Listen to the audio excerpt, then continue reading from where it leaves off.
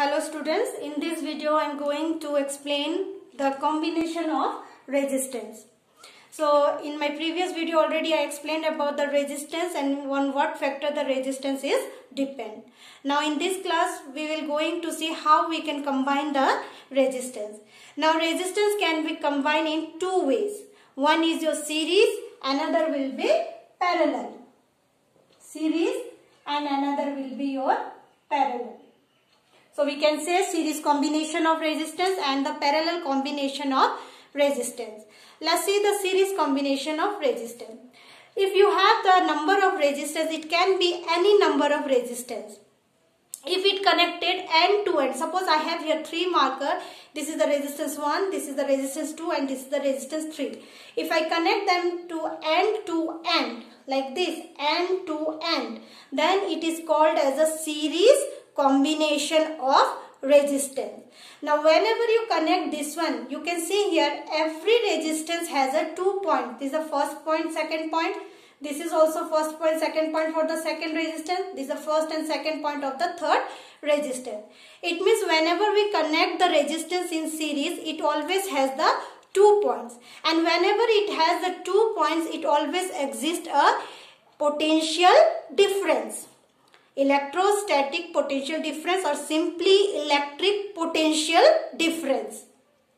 So, electric potential difference already we have explained in the previous video. That is, electric potential difference is the amount of work done to bring a unit charge from one point to another point.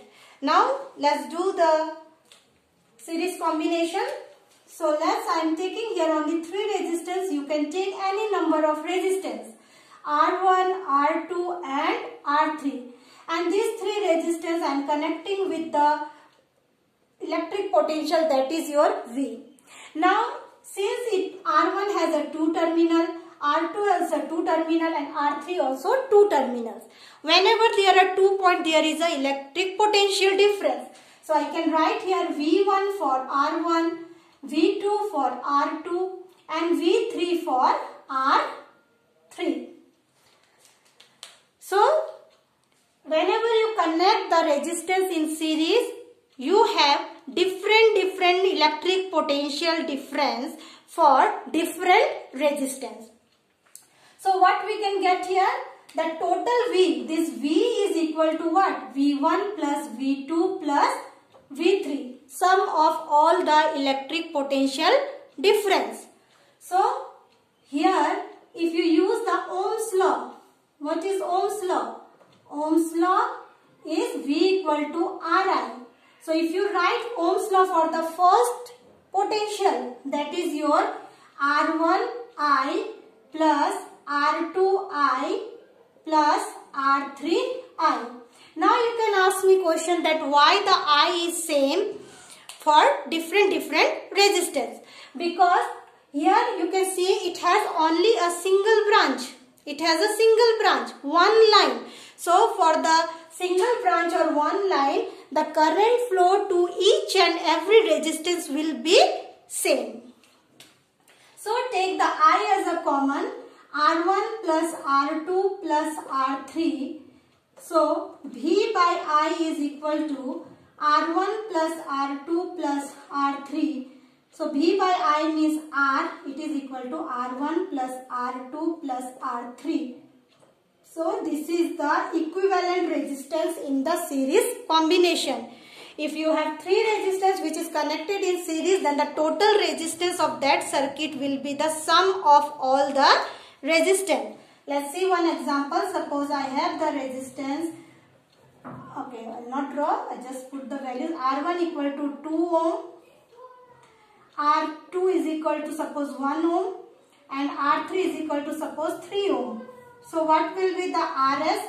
RS will be sum of all these resistance. R1 plus R2 plus R3. So it is equal to 2 plus 1 plus 3. It is equal to 6 ohm. Now if you see here, RS is, this one is greater than what? 3 ohm. It means the equivalent resistance in the series combination is always greater than the greatest value of the resistance in the given circuit. That is 6 ohm, which is the greatest value here is 3 ohm. So this is 6 ohm greater than 3 ohm. So whenever you connect the resistance in series, then the equivalent resistance will be R1 plus R2 plus R3 and so on. So this one is valid for any number of resistance. So we can write here dot dot dot dot till Rn. Now come to the parallel combination. Parallel combination means you have to combine like this. Okay, one after one. So again I will use the 3 resistance. We'll start with the 3 resistance. R1, R2, R3. Connect this with the electric potential, that is your V. Now if you see in the figure, it has 3 branches. For one branches, the current will be same, that is your I. But from here the I is flowing from the electric potential V. Now it have to split into 3 branches. That is your I1, I2, I3. It means I1 for R1, I2 for R2, I3 for R3. So what is the total current here? I1 plus I2 plus I3. Now again use the Ohm's law. What is your Ohm's law? V is equal to Ri. So I is equal to V by R. Now I1 will be V by R1, V by R2, V by R3. Now in this case the V is same. Now why V is same? Just see here. The 2 terminals of R1 is connected here. The 2 terminals of R2 is also connected between these 2 points A and B. R3 resistors also have 2 points, that is your A and B. It means by parallel combination we are making the common terminals for R1, R2 and R3. If it has a common terminal, then their potential difference will be same. So take the V as a common, 1 by R1 plus 1 by R2 plus 1 by R3. So I by V is equal to 1 by R1 plus 1 by R2 plus 1 by R3. I by V. So here see, I by V, it will be 1 by R. Okay. So 1 by R is equal to 1 by R1 plus 1 by R2 plus 1 by R3. You can write here small p. That is your parallel combination. Now what is the parallel equivalent of the parallel combination will be? Reciprocal of the equivalent resistance of the parallel combination is the sum of the reciprocal of the individual resistance. Now the value of Rp is always come less than the smallest value. Smallest value. So if you have R1 is equal to 2 ohm, R2 equal to 1 ohm, R3 equal to 3 ohm. So after solving with this formula, the Rp always comes less than 1 ohm, because what is the smallest value of the resistance among these 3? 1 ohm. So Rp will be less than 1 ohm. So is this clear? That for series combination, Rs equal to R1 plus R2 plus R3 plus R4 plus R5 dot dot dot. Any number of resistors. For parallel combination, 1 by Rp equal to 1 by R1 plus 1 by R2 plus 1 by R3 plus 1 by R4 plus 1 by R5 until you want 1 by R1 also, Rn also. And what you have to remember? That Rs always comes greater than the greatest value in the circuit. And what you have to remember for the parallel combination? The value of Rp is always less than the smallest value in the circuit. Now, which circuit we are using in our domestic purpose and why? In our domestic purpose, we always use the parallel combination. So we can say there is advantages of the parallel combination over the series combination. Now, how? Now, series combination generally we use in the decorative lights, like the lights which you use in the Deepavali, in the Christmas, to decorate the house and your Christmas tree. So, if you see there, if one LED means that bulb, that small, the decorating bulb is called as a LED light emitting diode.